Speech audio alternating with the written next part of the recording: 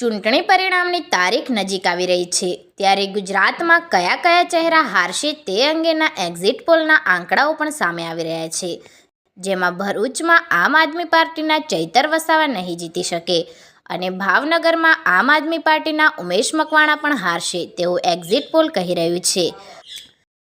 ભરૂચની વાત કરવામાં આવે તો ભરૂચમાં મનસુખ વસાવા લગાતાર 7મી વખત જીતશે તેવું એક્ઝિટ પોલ કહી રહ્યું છે। તો આણંદમાં કોંગ્રેસના ઉમેદવાર અમિત ચાવડા તેમજ બનાસકાંઠામાં કોંગ્રેસના ઉમેદવાર ગેનીબેન ઠાકોર પણ હારશે। જો કે આ બંને ઉમેદવારો ભાજપને મજબૂત ટક્કર આપશે પરંતુ જીતી નહીં શકે તેવું એક્ઝિટ પોલ કહી રહ્યું છે। સુરેન્દ્રનગરમાં ઋત્વિક મકવાણા પણ હારશે તેવું એક્ઝિટ પોલ કહી રહ્યું છે।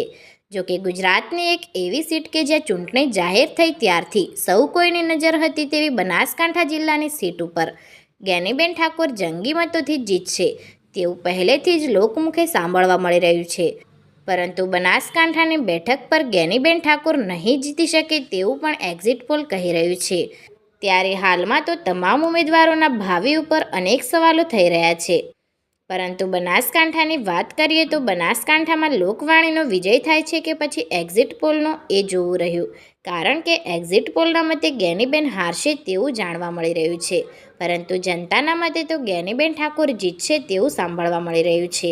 જો કે હવે ગણતરીના દિવસો જ બાકી છે, ત્યારે કોણ હારશે અને કોણ જીતશે એ ખબર પડી જશે।